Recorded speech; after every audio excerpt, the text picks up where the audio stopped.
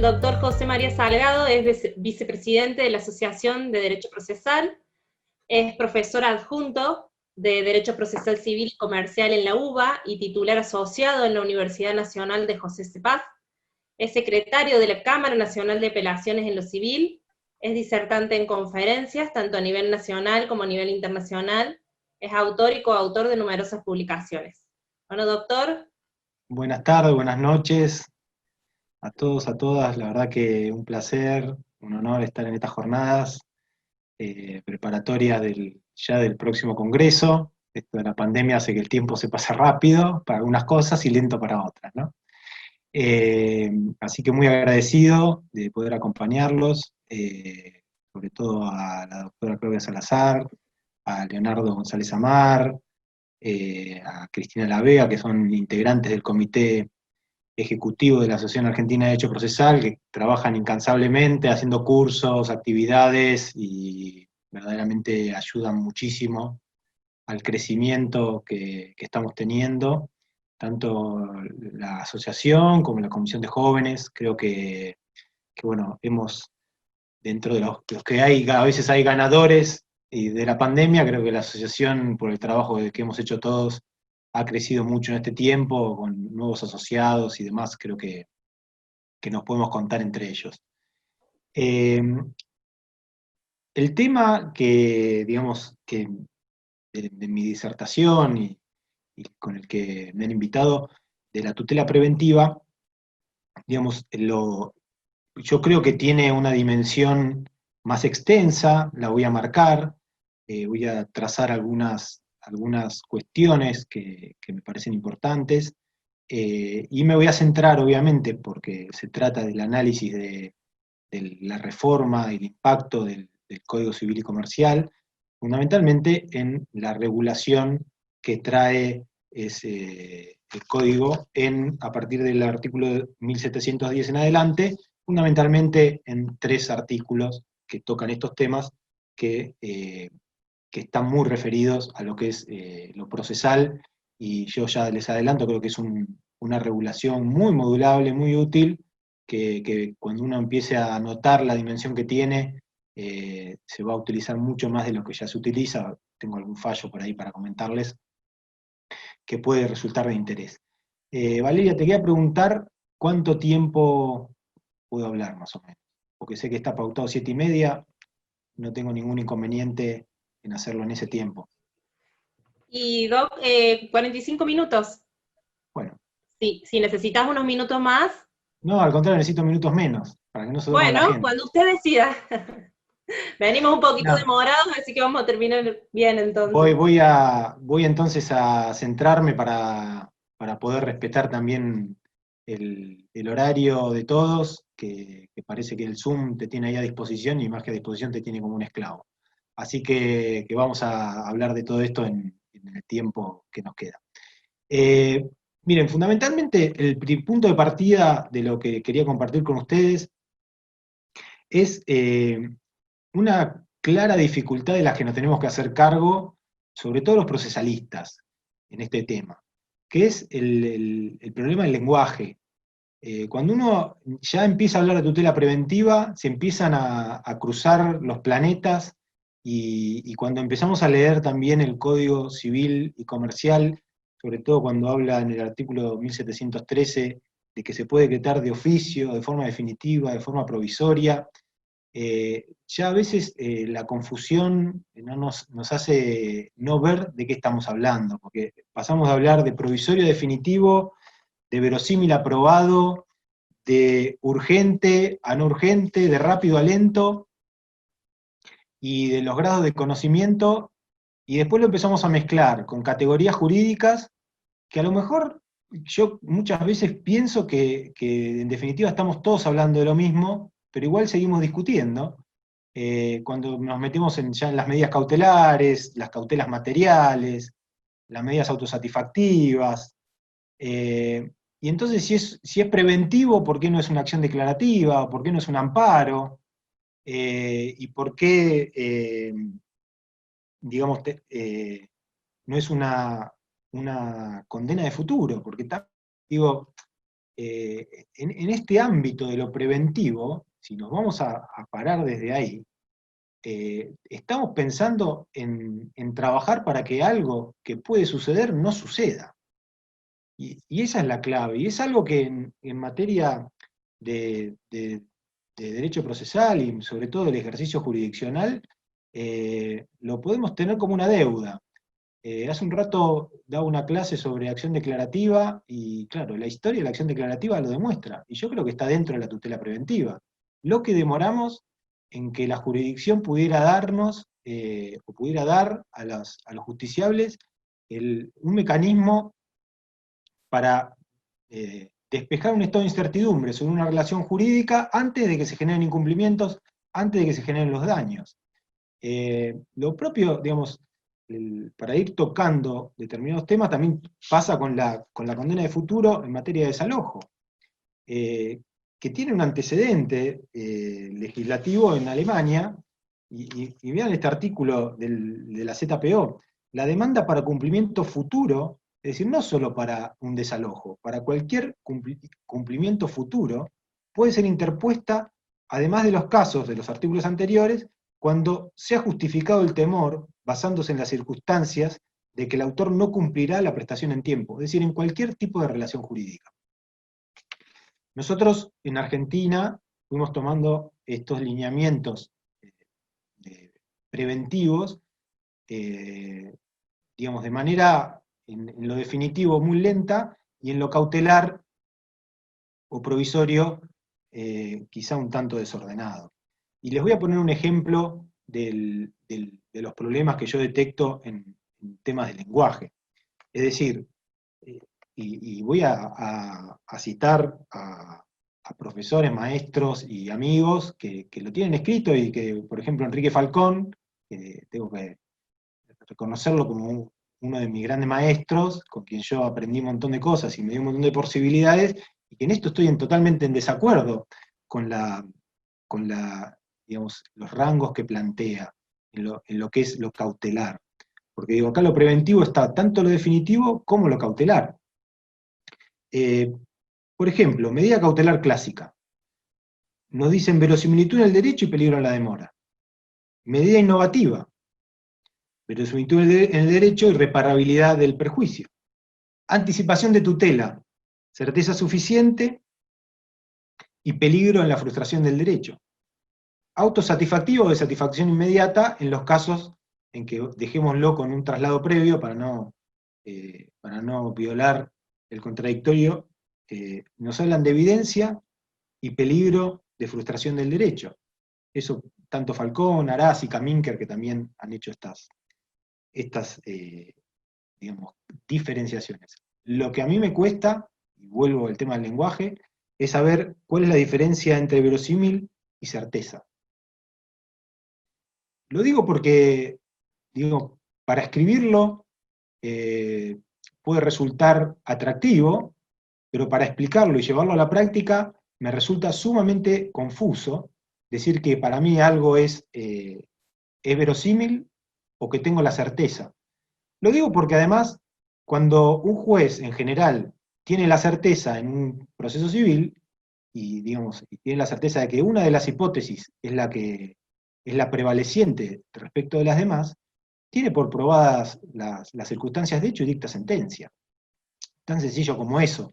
Con lo cual me parece que llevar a la etapa cautelar discusiones que son más de la etapa de decisión, no resulta bueno, y no resulta bueno especialmente porque cuando yo considero, y esto después lo puedo compartir con todos ustedes, un trabajo que ya tiene varios años, que hablo de verosimilitud, me pregunto de qué estoy hablando cuando digo verosimilitud, ¿de prueba o de creencia?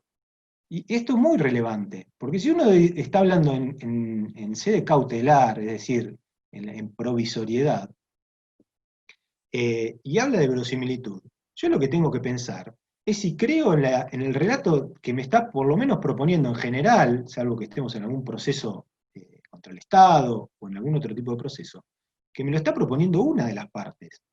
Entonces, todavía no conozco el relato de la parte contraria, todavía no se ha producido la prueba ni se ha debatido sobre la prueba. Con lo cual, las versiones todavía se pueden creer o no, porque de acuerdo a las circunstancias que me cuenta una sola de las partes, es posible que esto haya sido así. Y la otra pata es si a raíz de esa creencia, además es necesaria la intervención jurisdiccional para garantizar ese derecho.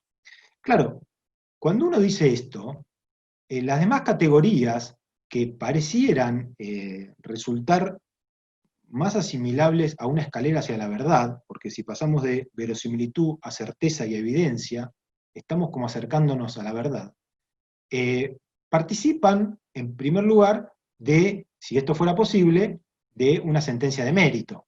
Con lo cual, yo dejaría, por lo menos en esta instancia, la separaría de lo que es lo cautelar y me quedaría con una creencia en una versión de los hechos y en la necesidad de la intervención jurisdiccional temprana para lograr que ese derecho no se frustre. Luego podemos tener un debate sobre el contenido epistémico del proceso para saber y para poder no ponernos de acuerdo, porque no nos vamos a poner de acuerdo sobre qué se puede conocer en el proceso y si en realidad estamos frente a una verdad o estamos frente a una justificación. Pero bueno, no tampoco vamos a convertir la charla de tutela preventiva en una charla epistémica. Sí me parece importante resaltar estos problemas, porque se nos van a plantear cuando traslademos la tutela preventiva a su ejercicio. Y voy a dar un ejemplo. Cuando nos embarcamos en la discusión sobre las medidas cautelares materiales, las tutelas materiales, que para mí están dentro de cualquier medida cautelar clásica, empezamos a ver que estos presupuestos se van agravando. Y déjenme decirle dos cosas para, digamos, justificar mi postura en contra de esto. La primera es que el libro de Calamandrei, de 1936, tiene un pasaje que para mí es muy bueno, en el cual Calamandrei se preocupaba por la tipificación o no de las medidas cautelares. Entonces, a él lo que le preocupaba es si podían ordenarse medidas cautelares genéricas, o sea, no previstas en la ley. Y trae un caso de ejemplo, y que el caso es hasta gracioso, dice, en París, en un club nocturno, el dueño se le ocurre pintarlo, Calamandrei dice, con sátiros y ninfas. Y claro, el pintor cuando lo hace, a esos sátiros y ninfas los caracteriza como personajes conocidos de la sociedad parisina de ese entonces. Y llega un día en que se inaugura el local, y en la inauguración, como debe ser, asistió una de las personas que estaba medio con poca ropa pintada en las paredes. Imagínense esto hace 150 años atrás, porque ya Calamandrei contaba un caso antiguo. Y claro, la persona esta fue a pedir al tribunal que mientras discutía si tenía que borrarse el friso de la pared, como medida cautelar, se tapara ese friso. Ahora, Calamandrei, en todo el pasaje del libro donde habla de este tema, y estamos justamente en una cautela de lo que llaman material, porque hay coincidencia entre la pretensión de fondo y la petición cautelar. Nunca se preocupa por esta coincidencia. No le llama ni siquiera, lo que le preocupaba era que la ley no preveía ni tipificaba este tipo de medidas. Por lo demás, y como segundo argumento, en contra de que esto tenga que tener más que una creencia y que se agraven los requisitos, es que cada vez que yo leo que esta es una cautela material y entonces necesita certeza o necesita un peligro inminente de daño, lo leo en decisiones que rechazan los pedidos de cautela, lo cual me preocupa mucho. Y me preocupa mucho cuando también leo legislaciones que van incorporando estos ítems como si pudieran ser postulados o cumplidos por las partes. Claro, dicho todo esto, y siempre recordando a Palacio cuando hablaba de la cuarta rueda del triciclo, este triciclo funciona con 3, no hay que buscarle cuarta o quinta rueda para que pueda funcionar. Me gusta hablar y englobar dentro de lo que uno pudiera postular, más que como tutela, sino como jurisdicción preventiva, a cualquier herramienta que nos permita de forma preventiva, o cautelar, o provisoria, o definitiva en algunos casos, resguardar o prevenir que algo suceda, que como dice el Código Civil y Comercial, que el daño se concrete o que el daño se agrave. Digamos, en este contexto yo podría diferenciar mecanismos definitivos, como puede ser la acción declarativa, tanto para despejar un estado de incertidumbre en una relación jurídica cualquiera, como para evaluar la constitucionalidad de una norma. Podría incorporar la condena de futuro en el juicio de desalojo, podría incorporar las medidas que nos brinda la Ley General del Ambiente para la tutela ambiental.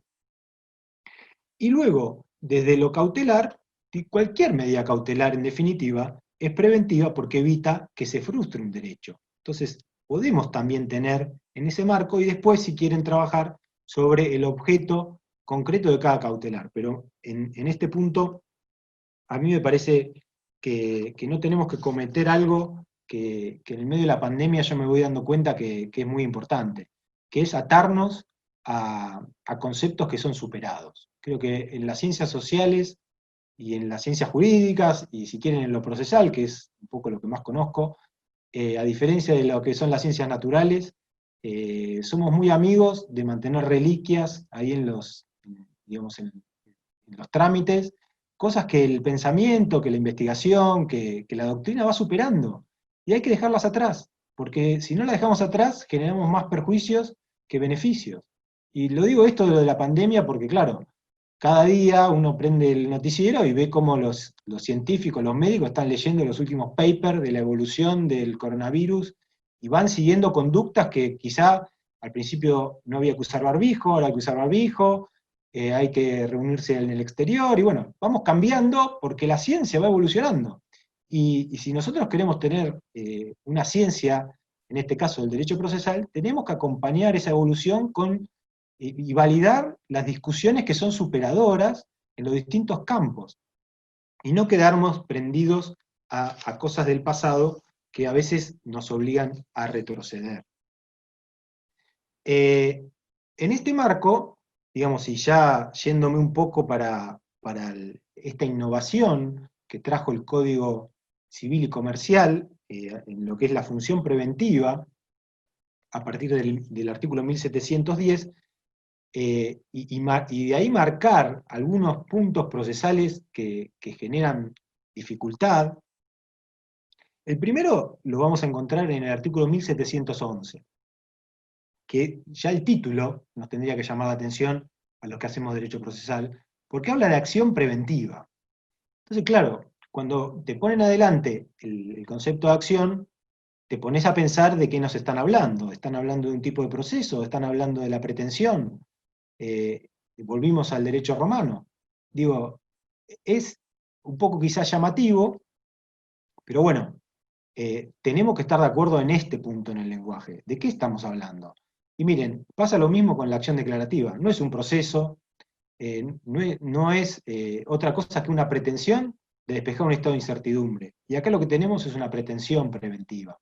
No hay un proceso preventivo, no hay un lugar donde la tutela preventiva se pueda desarrollar.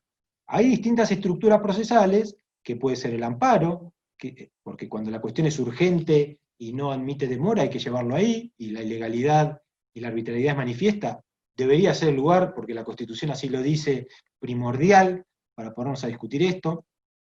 Pero también puede ser que, por lo que vemos después, que en el marco de otra discusión aparezcan las cuestiones que están reguladas en la tutela preventiva, o también podría entrar en juego un proceso colectivo, y ahí ya estamos en la intersección con otro sistema, que es el sistema ambiental, que también tiene, por ejemplo, amparo de cesación, pero ya ese amparo y esa discusión va a tener otro marco, otra dinámica y otros sujetos involucrados.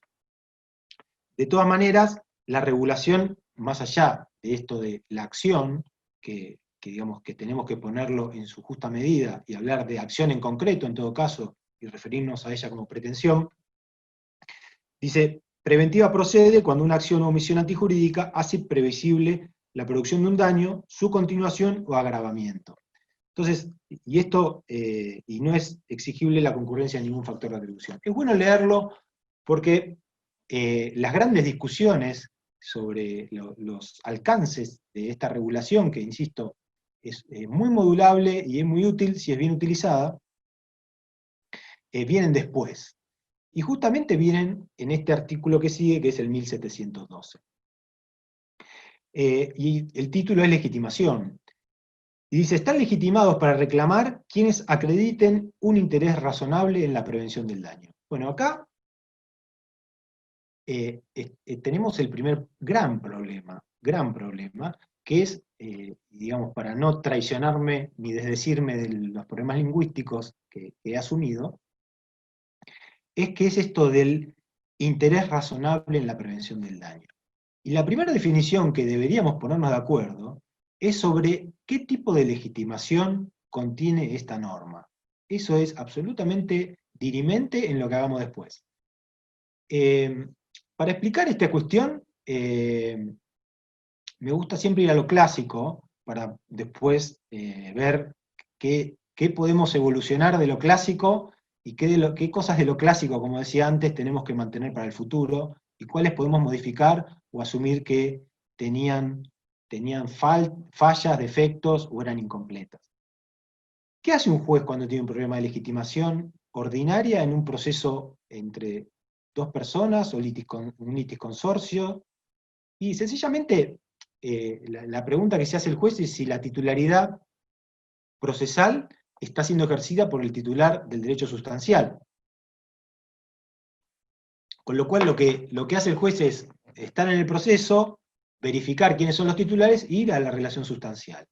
Y verificar en la realidad, fuera del proceso, en el mundo, si esas personas son las que titularizan esa relación.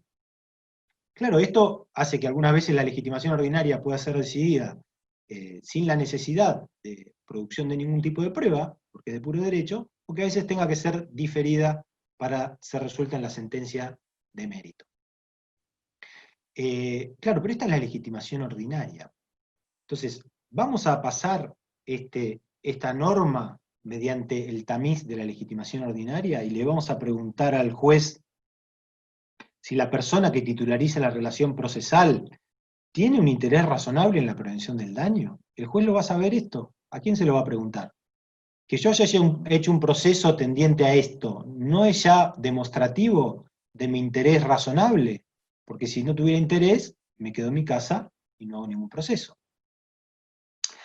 O, y acá viene la pregunta que para mí es dirimente, tenemos que mirar esta legitimación bajo el tamiz de la legitimación extraordinaria que parte de otro tipo de análisis. Porque la legitimación extraordinaria no está vinculada al análisis que el juez hacía antes, proceso, relación sustancial. Porque las legitimaciones extraordinarias están dadas por la ley, con lo cual el juez lo que hace es mirar el proceso y mirar a la ley, y preguntarse si la ley habilita a ese sujeto a titularizar la relación procesal.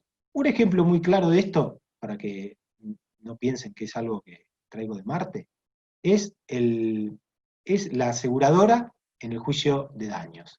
Es decir, la relación sustancial en ese proceso de indemnizatorio en un accidente de auto, por ejemplo, está dada entre la víctima, el dueño, el conductor del automotor.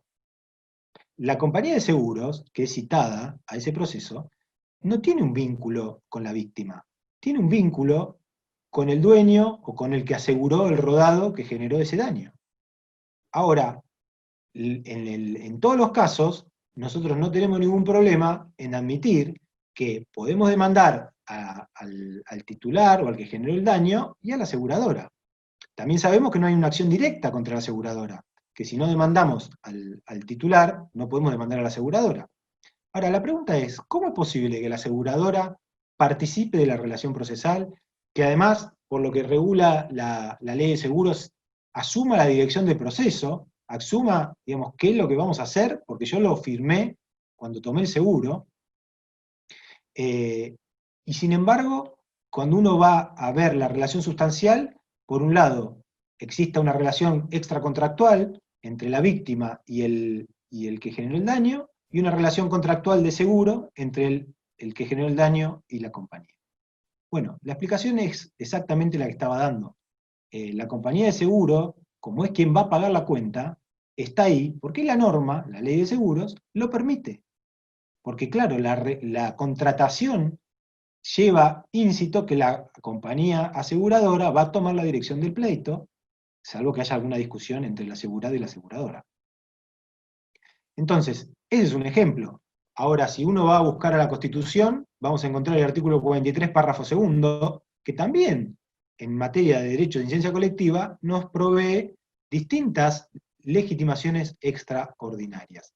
Por ejemplo, el defensor del pueblo, por ejemplo, las asociaciones. Ellas, ni el defensor del pueblo ni la asociación, titulariza ningún derecho de incidencia colectiva. Es más, por definición yo diría que los derechos de incidencia colectiva tienen una titularidad común, conjunta, algunas veces divisible y algunas veces indivisible, pero que la legitimación procesal no está dado por mirar el conflicto sustancial, sino que está dado por la ley, por la Constitución. Y así yo podría seguir hablando de legitimaciones extraordinarias en materia de control de constitucionalidad, por ejemplo, en acciones concentradas en la Ciudad de Buenos Aires, y en los derechos provinciales que tienen sus sistemas, y demás, y hay un montón de ejemplos para agregar. Pero ¿por qué me parece importante a mí, cuando hablo del artículo 1712, hablar de este tema? Porque si uno el artículo lo lee, aunque dice un interés razonable, bajo el esquema de una legitimación extraordinaria, va a llegar a una conclusión que no es la misma que la que va a llegar si lo analiza bajo el esquema de una legitimación ordinaria. Vean, las típicas clásicas del derecho romano y que se repiten en algunos países latinoamericanos o en mismo el habeas corpus, acciones populares, en realidad no son acciones populares, por lo que decía antes, son legitimaciones populares, que justamente parten de una habilitación legal, también una legitimación extraordinaria, para poder demandar, y en general son legitimaciones que se abren a cualquier ciudadano. Entonces, si uno lee esta legitimación como una legitimación popular, que vamos a seguir llamando acción popular, o con esto del interés razonable, porque digamos, también hay un interés en el derecho sustancial, o un deber genérico de no dañar, que eso le cabe a cualquier persona, con lo cual cualquier persona podría tener ese interés razonable, más si lo leemos en consonancia con los dos artículos anteriores, que dice, por ejemplo, en 1710, toda persona tiene el deber, en cuanto ella dependa, de evitar causar un daño, de adoptar de buena fe toda persona. Entonces, si yo voy leyendo el sistema preventivo del Código Civil y Comercial, fácilmente podría llegar a la conclusión de que estamos ante una legitimación popular. ¿Qué pasa si uno lee el mismo artículo bajo el esquema de la legitimación ordinaria, es decir, buscando la titularidad del derecho, y preguntándonos si la persona que llega a la sede jurisdiccional es titular de ese interés razonable? Y miren, va a pasar lo que ya sabemos, que se va a utilizar el concepto de legitimación como llave de acceso a la jurisdicción, que en algunos casos me lo van a abrir y en otros me lo van a cerrar. Y en general, en las explicaciones que nos van a dar para cerrarlo, va a existir una gran arbitrariedad. Les voy a dar un ejemplo que justamente hoy estaba repasando, que también tiene que ver con la tutela preventiva. Cuando la Corte Federal, en 1985, en el caso Santiago del Estero contra YPF, cambia el concepto de caso y entonces admite las acciones declarativas de inconstitucionalidad en el sistema federal, y dice, a partir de ese fallo, que ya no es necesario que exista una pretensión de condena, sino que es suficiente con que exista una relación jurídica sustancial y un caso para que dentro de ese marco se pueda pedir una declaración de certeza sobre los alcances, modalidades o incidencia de una norma, a los efectos de despejar la incertidumbre que una norma que una parte dice que es inconstitucional genera, digamos, cuando se cambia este concepto, en ese caso, en el mismo caso se incorpora otro concepto, que es el concepto de acto en ciernes. Entonces, ya la Corte y los tribunales inferiores no van a rechazar las acciones declarativas de inconstitucionalidad en cuanto a la no existencia de un caso, sino que van a decir que hay o no hay un acto en ciernes. Y el acto en ciernes, y pueden leer fallos más recientes, como Festival de Doma y Folclore, en donde termina 3-2, o Barrick, de la provincia de San Juan, sobre la ley de glaciares, donde le dice la Corte, por 3 votos a 2, que no hay un acto en ciernes tendiente a aplicar la norma en el caso. Y lo están usando también como un sustituto para cerrar el acceso a la jurisdicción. Y esto también pasaba, cuando hablamos del interés, cuando se planteaban hace 20 años los primeros casos de acciones colectivas, que tendían a tener al afectado y a decirle que no tenía un interés razonable en el conflicto. Y entonces lo sacaban de la discusión. Entonces lo que yo digo es que si vamos a preguntarnos por el interés razonable del sujeto que viene a pedir esta tutela preventiva, vamos a estar mucho más cerca, y si lo miramos con bajo los conceptos de la legitimación ordinaria, vamos a estar mucho más cerca de más sentencias o más resoluciones que desestimen esta legitimación. Yo creo que no hay duda que hay que mirarlo bajo el esquema de una legitimación extraordinaria y bajo el esquema de una legitimación popular, leyéndolo con el 1710 y con el 1711. Si no, creo que lo estamos reduciendo en su amplitud, y además no podemos pedirle al juez que conozca cuáles son los intereses de la parte, porque los intereses de la parte o pueden ser íntimos o van a estar expresados en el escrito. Y, insisto, para mí es suficiente con que alguien ya se interese en prevenir la causación de un daño. Ese es un aspecto de la discusión que les propongo. El otro, que también es conflictivo, es el artículo 1713, que se los leo. La sentencia que admite la acción preventiva debe disponer, hasta acá, más que el término acción, no hay ningún problema. Y ahora vienen los problemas. A pedido de parte o de oficio, en forma definitiva o provisoria, obligaciones de dar, hacer o no hacer según corresponda. Entonces, primero, no olvidemos que habla de la sentencia y después nos dice de forma provisoria y nos dice de oficio. Entonces, ¿cuál es la interpretación de esta norma que sería válida y que no nos haría violar ningún principio constitucional o garantía constitucional de debido proceso, de derecho de defensa y demás? ¿O vamos a decir que esto es una acción autónoma donde el juez va a salir a la calle a buscar la forma de prevenir la causación de daño? Creo que eso no lo va a decir nadie. Y creo que no está bien que eso se pueda interpretar, ni sería una interpretación válida de esta norma. Pero sin embargo la norma nos habla de oficio. Entonces, claro, cuando uno tiene que enfrentar estas dificultades, si no tienen claros los conceptos, si no tienen claro el lenguaje, ni cómo lo va a aplicar, podemos llegar o a no utilizarla por miedo y desconocimiento, o a buscar salidas oblicuas para no autorizar los planteos.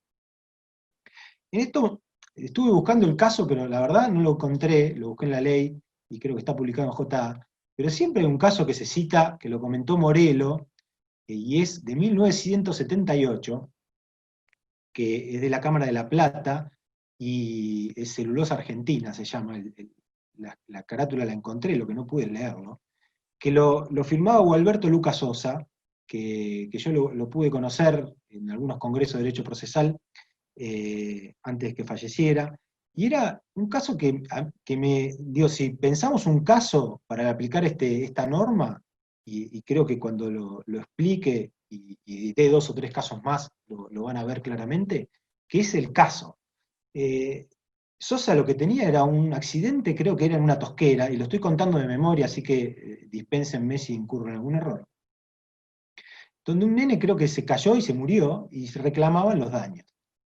Y claro, lo que se veía era que la tosquera no tenía ningún impedimento para el paso, y que las personas podían caer, y más el caso de menores de edad, y se podían volver a suceder estos tipos de accidentes.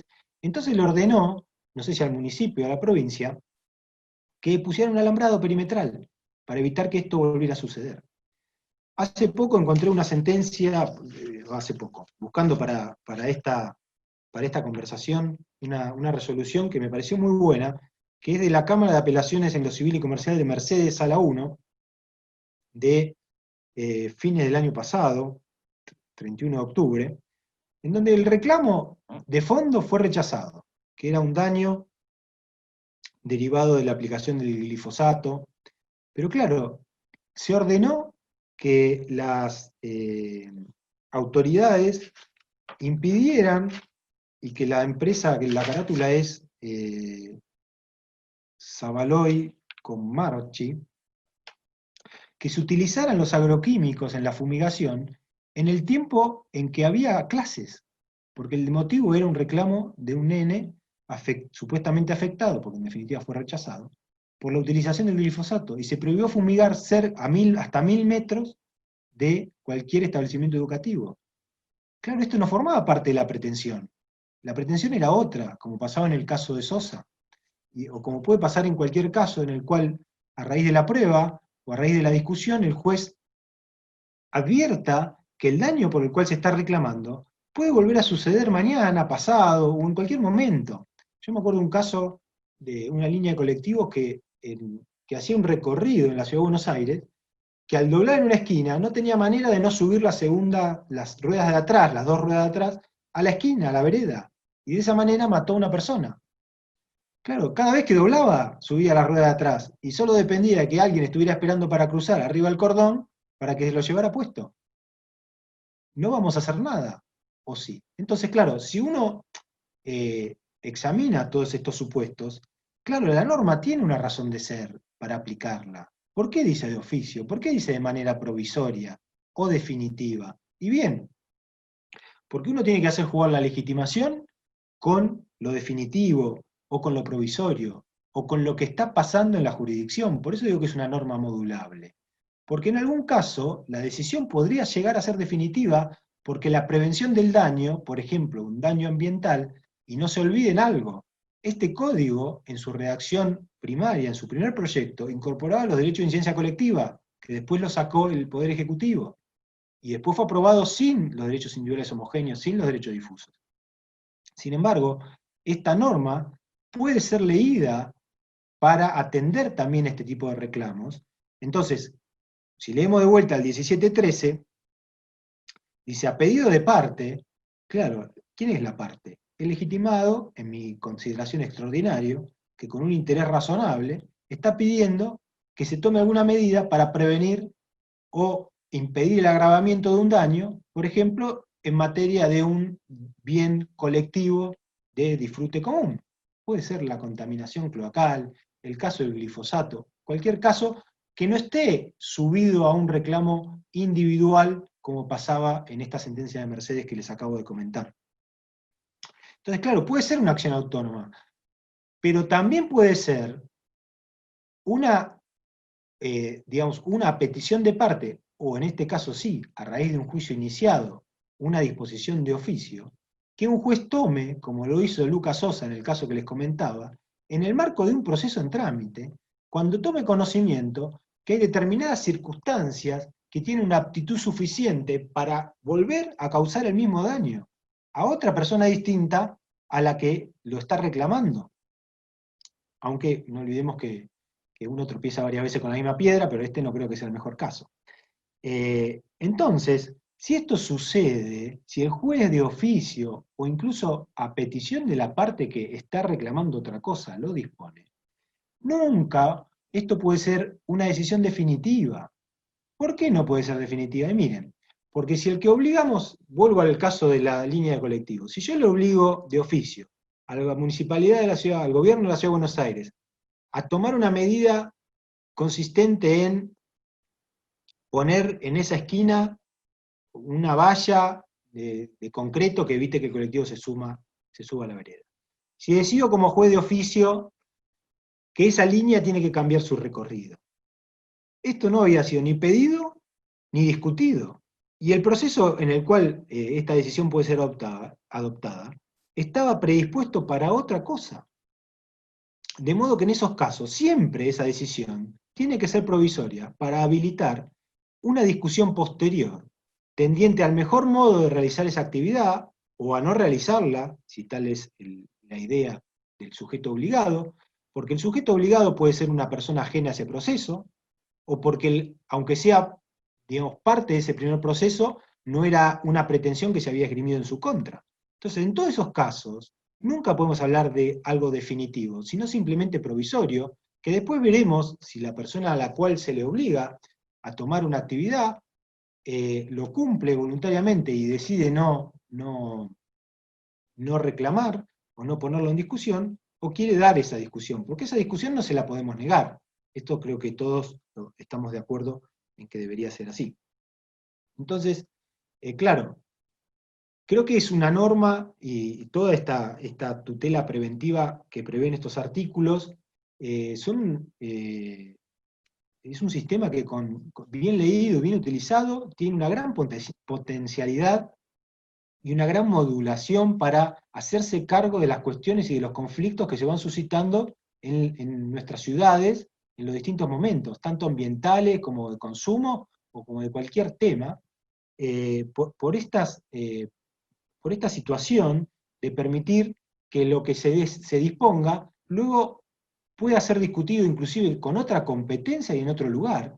Pero claro, lo primordial no es la discusión procesal, lo primordial es evitar que el daño se vuelva a causar y poner el acento en lo preventivo. Y creo que digamos, esta regulación, que si bien está en el Código de Fondo, y por eso es aplicable en todo el territorio de la Argentina, y no como suele suceder con las normas procesales, en un estado en particular, en un estado provincial o en la Ciudad de Buenos Aires, creo que es muy potente, creo que puede tener mucho desarrollo, y los fallos por ahora que fui leyendo sobre estos aspectos, este fallo de Mercedes es muy bueno, creo que recién estamos empezando a tomar conciencia de las posibilidades que tenemos adelante. Creo que hay que considerarlo más, hay que tenerlo en cuenta, y sobre todo la jurisdicción estar muy atenta, porque en cualquier conflicto uno puede tener adelante la posibilidad de mejorar la vida de la gente, porque en definitiva si el colectivo atropella a una persona menos, si un niño no se ve afectado por el glifosato, o el caso de la tosquera, le estamos haciendo un favor, aunque después esa decisión provisoria pueda ser perfeccionada y mejorada.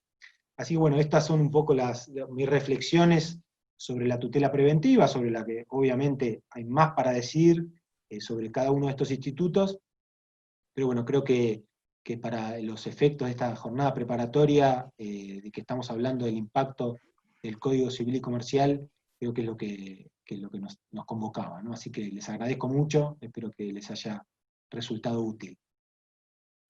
Gracias, José. Le voy a dar la palabra un minuto a Leonardo, que te quiere saludar, que es otro de los miembros que tenemos acá de la asociación en Córdoba. Leo. Hola, José María, mucho gusto. Un gusto Grande, escucharte. Un gusto escucharte, felicitaciones, muy clara tu exposición. Te agradezco. Un gusto, realmente. Y bueno, la verdad que ha sido para mí muy grato haber podido participar en estas jornadas preparatorias. El miércoles escuchamos con mucha atención al maestro Roland Arasi, hablando de principios, a Jorge Rojas, bueno, a Patricia Bermejo y a nuestra querida amiga Claudia, que nos dieron grandes aportes. Y bueno, hoy lo escuchamos a Carlos Bustos, a Romana Avellaneda, a vos. Así que la verdad que, bueno, de mi parte solamente agradecimiento, una gran alegría de ver la cantidad realmente de colegas, muchos que son amigos, otros integran nuestras cátedras aquí en la Facultad de Derecho, y lo bueno que se han sumado. Así que, bueno, esta ha sido una iniciativa y un trabajo muy importante que hizo Claudia, que realmente con su generosidad habitual nos convocó.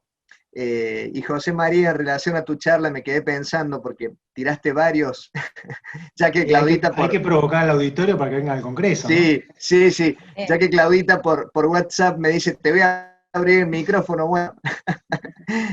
No, muy bueno, José María, todo, Particularmente creo que lo que planteaste, el tema de la legitimación del 1712, realmente es una cuestión ahí, una piedra en el zapato, porque si abrimos demasiado la legitimación, ¿qué pasa? Y si somos muy estrictos, quedaría, digamos así, sin la posibilidad de que lleguen estos reclamos a sede jurisdiccional. Muy bueno el tema del deber de oficio que tiene el tribunal, como lo abordaste, me pareció bárbaro. Acá en Córdoba tenemos muchos precedentes, pero te cito uno, por ejemplo, el caso Superior de Gobierno contra Figueroa, donde se relaciona con uno de los puntitos que vos mencionaste, que mejor si se puede prevenir una cuestión en materia de salud o en cuestión ambiental, y este caso era puntualmente donde se hizo una prevención de desmalezamiento y demás en una zona que está aquí cerca del Estadio Kempes, que se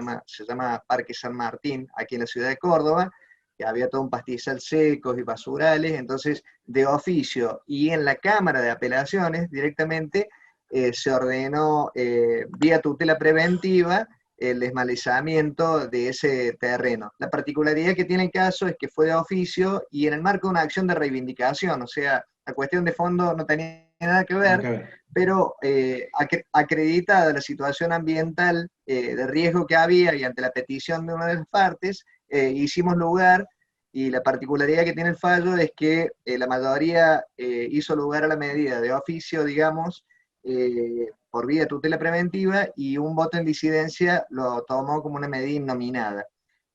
Hay muchos casos en Cámara Quinta que integra Claudia. Bueno, seguimos con atención esta figura y coincido con el tratamiento que vos propones y la necesidad de, bueno, en lo posible de bilateralizar el pedido, de escuchar a las partes para garantizar sus defensas. Así que, bueno, felicitaciones y muchas gracias. Sí, José seguramente lo que vos me decís y me hace reflexionar es que le haga falta, quizá, algunas herramientas más procesales para ver cómo se lleva adelante. Digamos, una duda es esta, digamos, es una acción sin un trámite específico, y más que un trámite, diría, de algún aditamento, de algún instituto procesal que seguro le haga falta para que, digamos, poder llevarlo a cabo bien.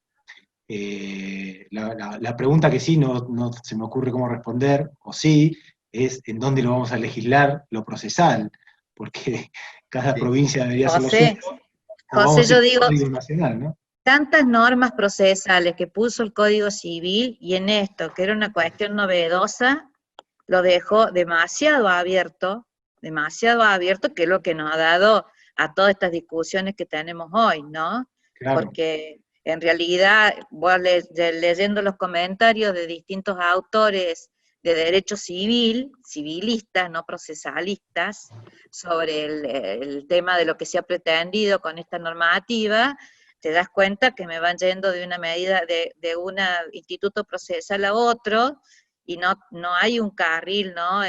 Digamos que vos puedas decir, bueno, voy por este lado. Creo que la jurisprudencia es más la que nos ha ido llevando, digamos, por distintos carriles, ¿no?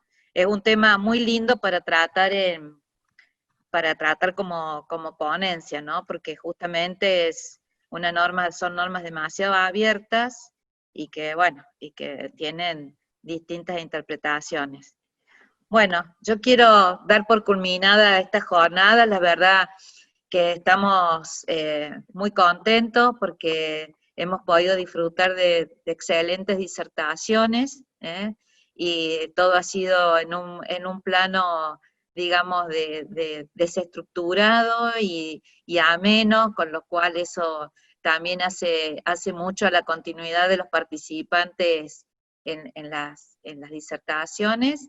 Y bueno, y esto es el puntapié inicial para el Congreso del año que viene, para que empecemos a pensar temas sobre lo que podamos, digamos, escribir y discutir en el Congreso del año que viene. Ojalá que lo podamos hacer en forma presencial, que pase todo esto. Todos saben, ya todos están invitados a participar de la asociación. Como dice José María, el tema de la pandemia se está trabajando mucho con conferencias todas las semanas por vía YouTube en la asociación, y se están compartiendo muchos trabajos online, o sea que al que tiene un corazoncito procesalista, le gusta lo procesal, están totalmente invitados, al mismo mail donde se han inscrito para las jornadas o donde le han contestado, les pueden dar información o escribiendo a la página de la asociación para hacerlo. Y bueno, los esperamos a todos, ¿sí? José, ¿querés decir algo más? Vos que sos como vicepresidente de la asociación. Muy agradecido por la invitación. Creo, no sé si es la primera jornada preparatoria esta. Siempre, Sí, la primera. Siempre Claudia dando la nota, haciendo punta y abriendo el juego, así que nada, felicitaciones. El nivel de seguimiento y de éxito es notable. Y bueno, la asociación es de todos los procesalistas, así que tanto la comisión de jóvenes como los que estamos en el comité, nuestro anhelo mayor es que todos se puedan sumar, participar, hay muchas actividades para hacer, muchos lugares para trabajar, así que están todos invitados, y bueno, el próximo congreso, además, si podemos ir, es un lugar estupendo, la provincia de Mendoza, no solo para Mendoza invita a poder ir. Bueno, y por último, obviamente, una felicitación muy grande para Valeria Sola, que es de nuestras jóvenes procesalistas, y bueno, y a Gonzalo, que es el que siempre nos hace el apoyo informático, porque en realidad ha sido un lujo todo el diseño y el manejo de las jornadas, así que un aplauso para ellos, y bueno, nos esperamos en las próximas jornadas, ya vamos a ver desde dónde salen, ¿sí? Para que podamos compartir. Muchas gracias a todos.